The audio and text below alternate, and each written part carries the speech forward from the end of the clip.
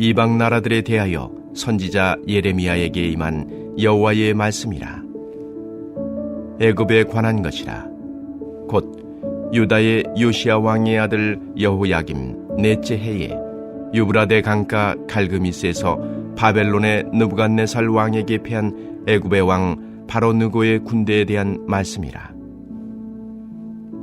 너희는 작은 방패와 큰 방패를 예비하고 나가서 싸우라.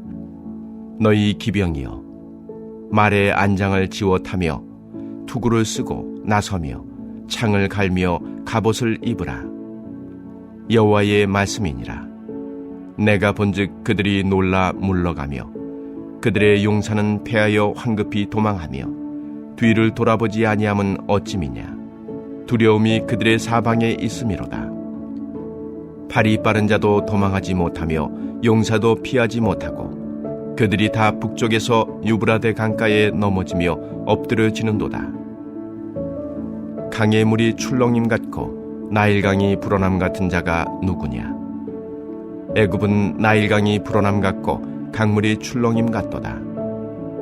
그가 이르되 내가 일어나 땅을 덮어 성읍들과 그 주민을 멸할 것이라.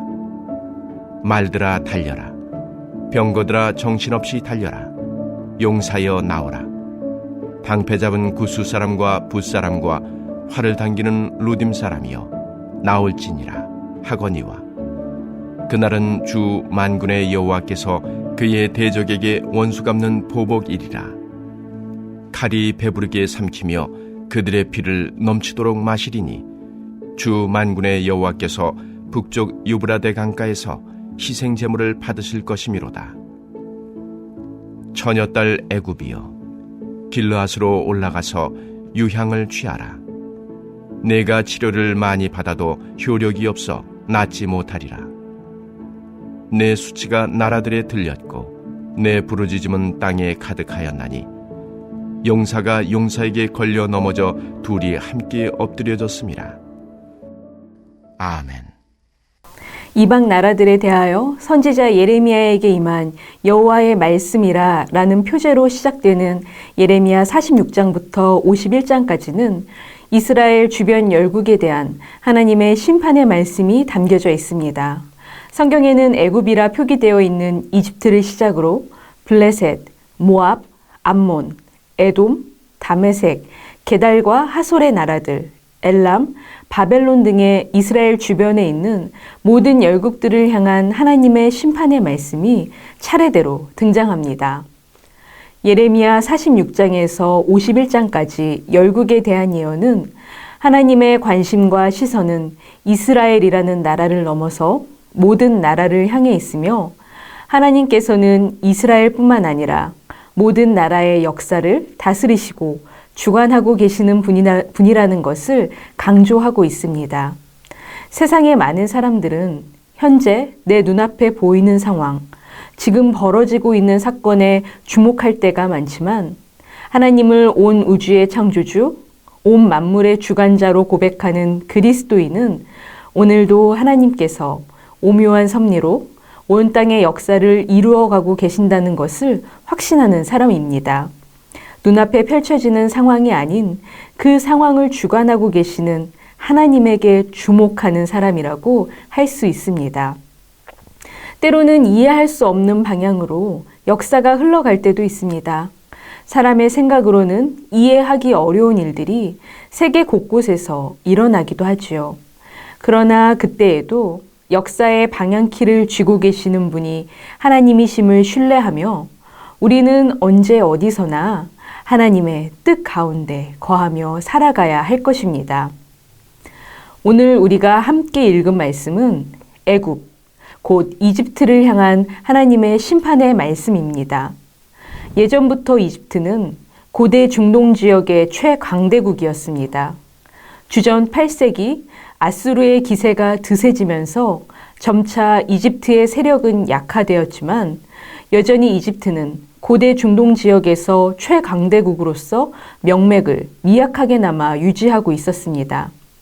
그러나 시간이 흘러 아수르의 세력이 약해지면서 이집트는 새롭게 강대국으로 등장한 바벨론과 다시 고대 중동 지역에 패권을 놓고 힘겨루기를 하게 되었습니다. 오늘 말씀 2절에 등장하는 갈그미스는 유프라테스 강가에 위치한 지역입니다. 이 갈그미스 지역을 누가 차지하느냐에 따라 고대 중동 지역의 패권이 좌우되었기 때문에 바벨론과 이집트는 이 지역에서 충돌을 하게 되었고 주전 605년 이곳에서 갈그미스 전투가 일어나게 됩니다. 갈그미스 전투에서 이집트의 왕 느고는 바벨론의 왕 느부갓네살에게 패배하게 됩니다. 그 결과 남유다는 이제 본격적으로 바벨론의 영향권 안으로 들어가게 됩니다. 이 갈그미스 전투를 앞두고 하나님께서는 예레미야에게 이집트를 향한 심판의 메시지를 선포하도록 하십니다. 예레미야가 선포한 하나님의 말씀은 애굽 군대가 바벨론 군대에게 크게 패한다라는 예언이었습니다. 오랜 시간 고대 중동 지역의 패권국이었던 이집트의 군대는 나름대로 강력한 군사력과 무기를 가지고 있었습니다.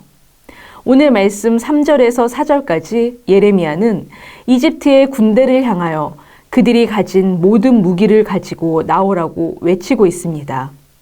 머리와 가슴을 보호할 수 있는 큰 방패와 작은 방패, 그리고 모든 기병들에게 말의 안장을 지워 올라타고 투구를 머리에 쓰고 창을 날카롭게 갈고 갑옷을 입고 싸우라고 외치고 있습니다. 그러나 아무리 전쟁에 대한 철저한 준비를 하고 모든 무기를 완벽히 갖추었지만 이집트는 결국 바벨론에게 패배하게 됩니다. 5절에서 6절까지의 말씀은 전쟁에서 처절하게 패배당하는 이집트 군대의 모습을 묘사합니다. 그들은 뒤도 돌아보지 않고 황급히 도망치고 있습니다. 그러나 제 아무리 발이 빠른 자라 할지라도, 제 아무리 용맹한 용사라 할지라도 그 누구도 하나님의 심판을 피하지 못하고 모두 넘어지며 엎드러지게 되었습니다. 오직 두려움만이 이집트의 군대를 온통 가로막고 있습니다. 이집트는 그동안 너무나 기세등등하였습니다. 오늘 말씀 7절에서 9절 말씀은 이집트의 오만함을 우리에게 보여주고 있습니다. 7절과 8절 말씀에서 이집트는 그들의 나라가 여름철마다 범람하는 나일강과 같다고 으스대고 있습니다. 마치 나일강이 불어나 강물이 온 땅을 덮는 것과 같이 이집트는 주변 나라의 여러 성읍과 주민들을 그들의 힘과 군사력으로 뒤덮어 멸망시킬 것이라고 위협하였습니다.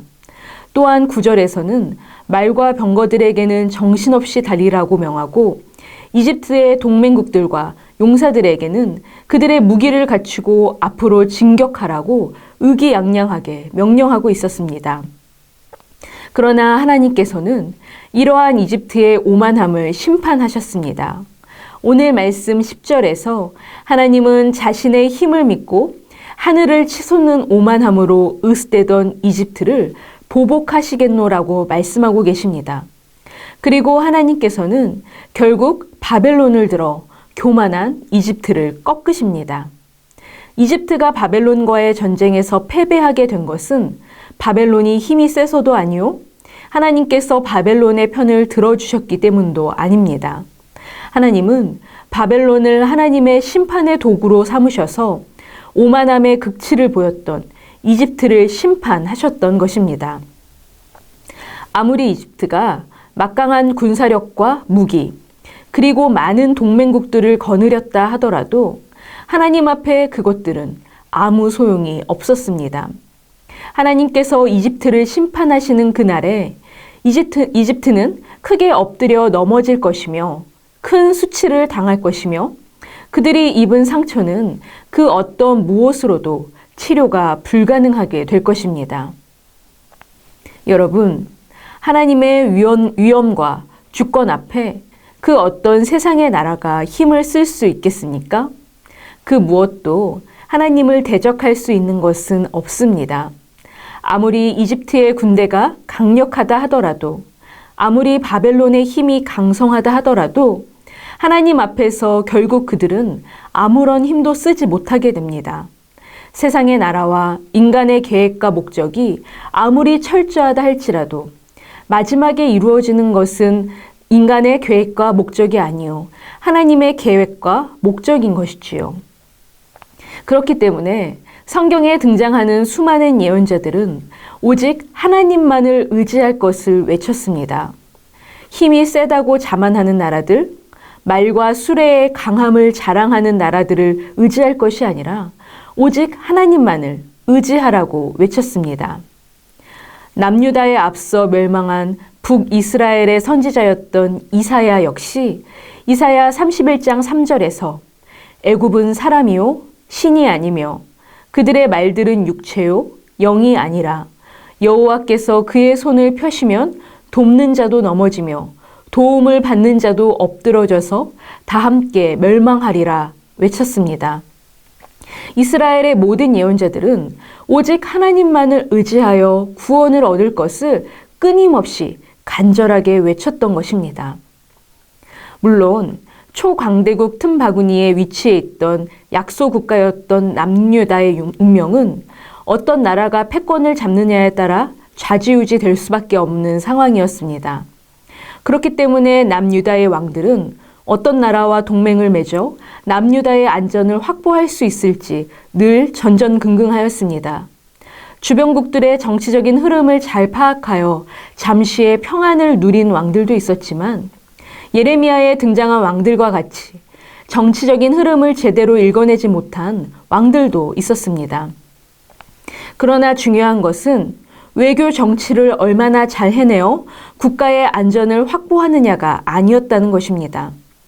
여러 나라와 함께 살아가야 하기 때문에 주변국들과 좋은 관계를 맺는 것은 중요합니다.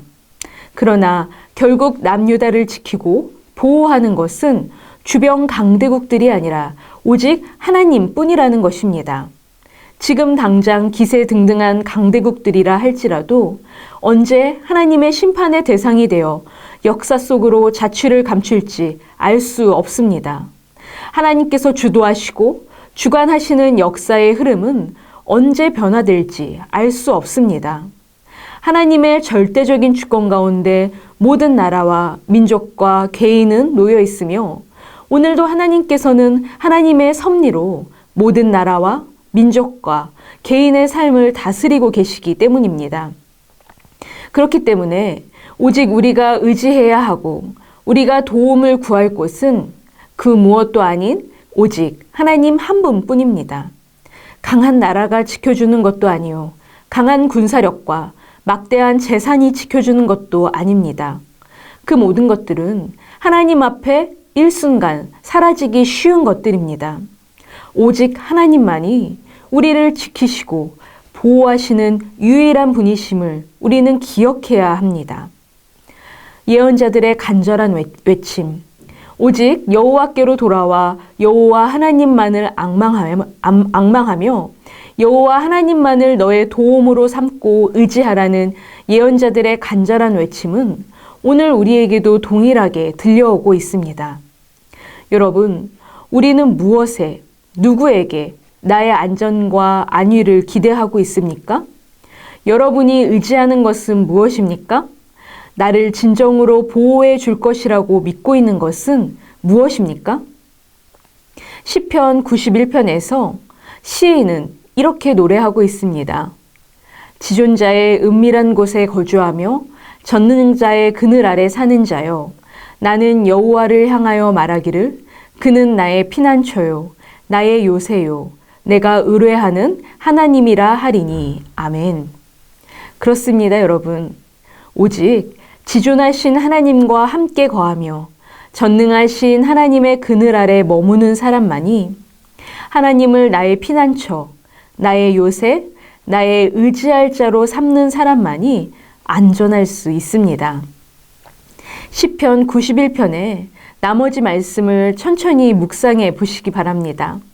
나를 진정으로 보호하시고 지켜주시며 안전한 곳으로 이끌어 주시는 분은 오직 여호와 하나님 한 분이라는 그 진리가 우리 마음에 온전히 새겨지기를 축복합니다.